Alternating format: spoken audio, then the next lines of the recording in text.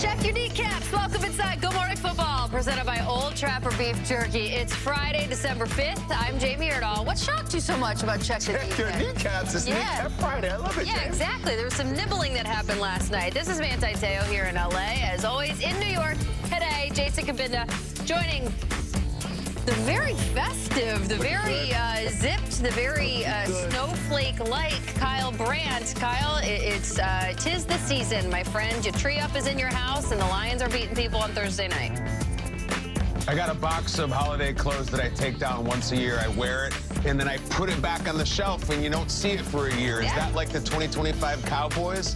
I hope not. That was a tough outcome from the last night. We're going to unpack all of it. Kabinda, Dan Campbell, we're going to do it all. Manti, Jamie, it's holiday season. Let's roll. Cowboys Lions was really fun. What up, Doe?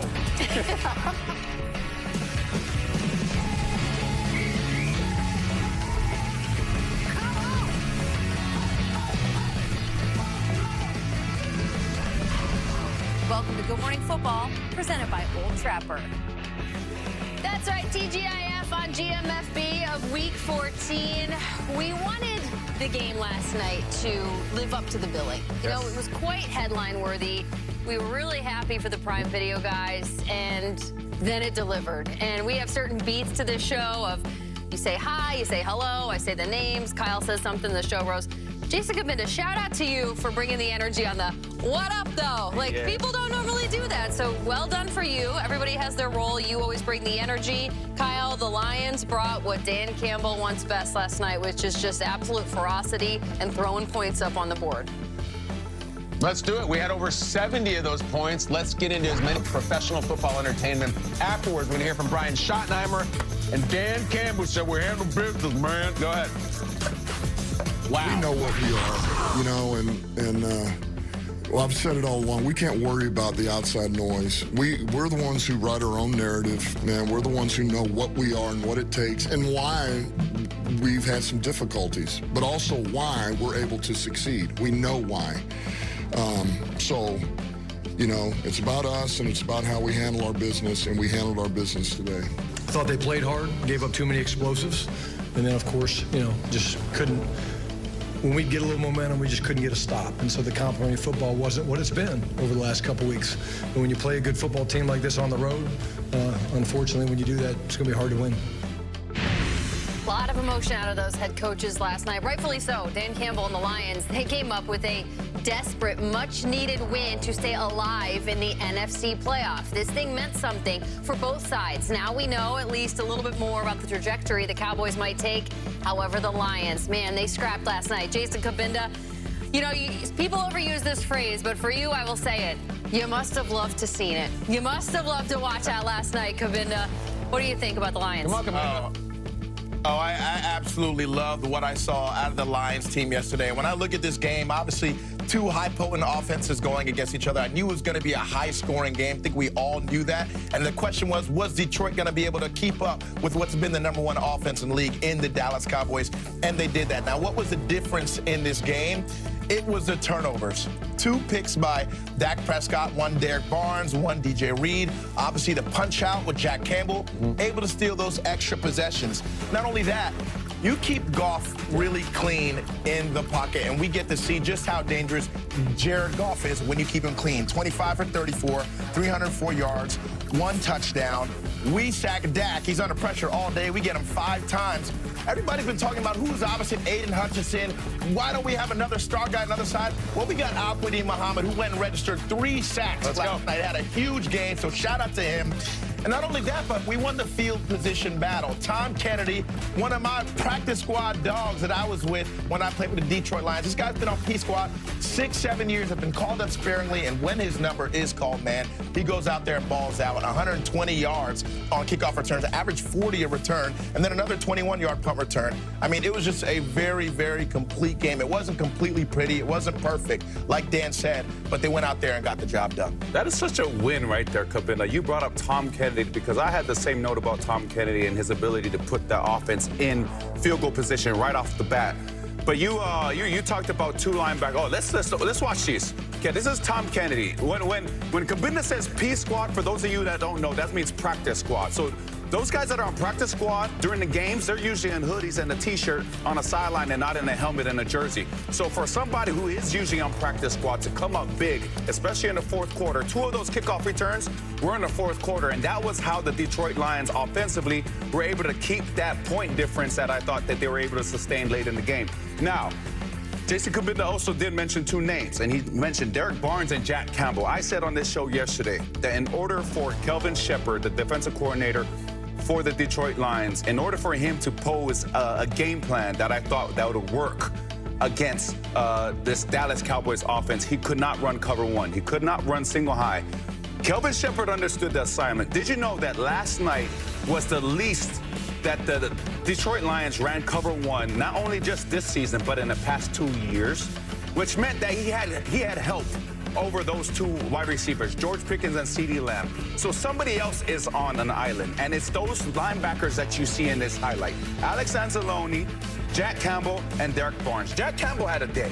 He had 12 tackles, 1 sack, which in my opinion was a safety, a forced fumble that led to a touchdown and a QB hit, and obviously Derek Barnes having this interception.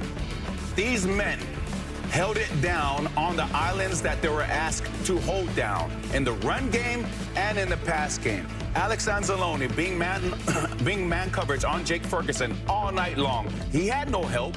That was deep in the red zone, and it was that red zone performance by that defense that I thought really helped solidify this game for them. They didn't allow a lot of touchdowns down there. They forced a lot of field goals, and I thought that the linebacker play from the Detroit Lions was a determined factor amongst a whole bunch of things for the Detroit Lions, KB. A whole bunch of things and a whole bunch of impressive things. It's a huge win for the Lions. Just huge, huge win. It's one of these situations where both of these teams are like, man, we need this one, and only one can get it. I just want to go back to yesterday where we started the show previewing this game, and I had some things to say, particularly about what Dan Campbell needed. It sounded like this. Tonight, we see them when they're bleeding. Be the kneecap team tonight. You lose tonight, you're probably not making the playoffs. And if you do lose in your own house to a Cowboys team that was 3-5-1, you don't deserve to be. Enough of the steak and lobster, Lions. Let's get back to the kneecaps. Show me what you got. And they did.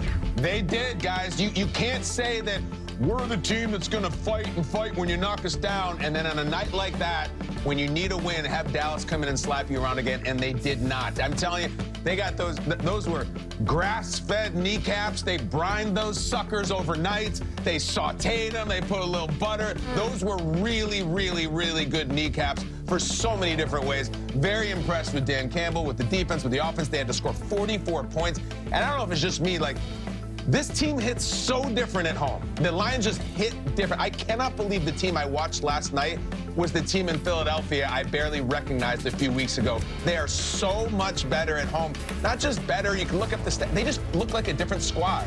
Gibbs looks different. Goff looks different. The defense looks different. Now, the problem is, I guess, with that is that they're likely not going to be playing home playoff games. But we can talk about that for the next several months. Next several weeks, rather. I just am so impressed and, dare I say, proud that the Dan Campbell messaging really works, and we're 3-4 years in now, and it's like it's not tuned out. All that nonsense about, well, we're going to fight back. They did. That it wasn't just rhetoric. It wasn't just some stenciled phrase on a weight room wall about grit. Last night was grit.